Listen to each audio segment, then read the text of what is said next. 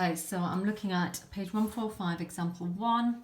They've given us this information. They've given us cos x is 3/5, sine y is 12/13. They've told us angle x is acute, but angle y is obtuse.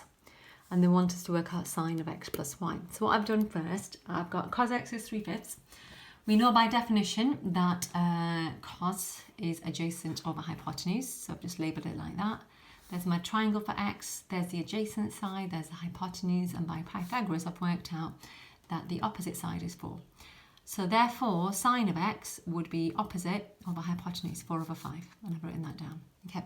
Similarly, if sine y is 12/13, definition of sine is opposite over hypotenuse. So here my opposite side is 12, my hypotenuse is 13, and by Pythagoras I've worked out that my adjacent side is 5. And then cos y would be adjacent over hypotenuse, which is 5/13. But because y is obtuse, you should be able to see there's my cos graph. If it's obtuse, the angle is between 90 and 180, and quite clearly between 90 and 180, cos is negative, so that's why I put my minus there. And then I need to work out what sine of x plus y is. I'm going to use my addition formula from above there. So I'm just going to write sine of x plus y is sine x cos y plus cos x sine y, and I'll stick in the values I've got.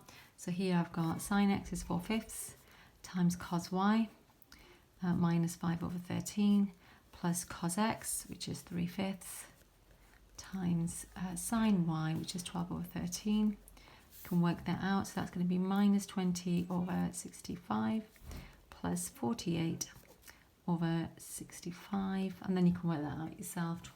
48 minus 20, 28/65. I think that's right. Let me just quickly check that. Yeah, I think that's right. Okay, so there's that one done. It's a nice, easy example.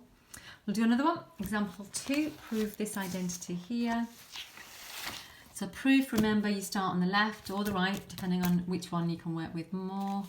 I'm going to start with the left, just because I've got more to work with there.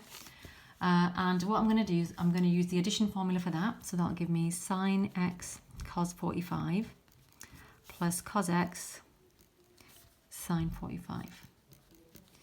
I'll do exactly the same with the cos of x plus 45. I'm going to use the addition formula. So that's cos minus sine, like that. Okay. And then cos 45, you can type that into a calculator. You can type in sine 45 into your calculator. You'll get √2/2 for each one. So I've got √2 sine x plus √2 cos x plus √2 cos x minus √2 sine x. Okay, so if you have a look there, √2 sine x minus √2 sine x over there. And there I have got half of √2 cos x plus another half of √2 gives me √2 cos x, which is the right hand side. Done. Last example for today, find the exact value of tan x given that sine of x plus pi by 6 equals 2 cos of x minus pi by 6. Okay, so there I can see that I've got an addition formula. I've got a plus b, and I've got cos of a minus b there. So I'm going to use the a plus b formula here. Sine of a plus b is sine cos plus cos sine. Sine x cos pi by 6 plus cos x sine pi by 6.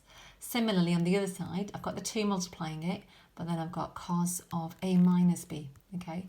And cos of a minus b is cos x cos pi by 6 plus sine x sine pi by 6. I've still got the 2 multiplying it there. Okay, so make sure you've got that down. Let's have a quick look. Is. You might want to pause the video. Okay, and then the next step is cos of pi by 6. You can work out on your calculator. It's √3/2. Sine of pi by 6 is 1/2. Okay, so here you can see I've replaced cos of pi by 6 by √3/2, multiplying the sine x. There it is. And I've got 1/2 multiplying the cos x on this side. On this side, I have got, again, √3/2 there. I've got 1/2 there. But you've still got your 2 multiplying all of that. So I've got 2 times all of that, plus 2 times all of that.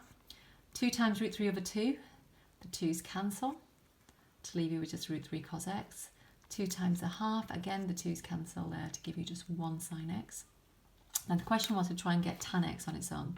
So I need to get all my cos x's and sine x's together. So I've got sine x here, and I've got another sine x there. So if I do root 3 over 2 sine x, take off sine x altogether, and if I factorise that, I'll get root 3 over 2 minus 1 times sine x. On the other side, if I put that on that side, I've got root 3 cos x minus a half cos x. And if I factorise that, take the cos x out, I'll have root 3 minus a half.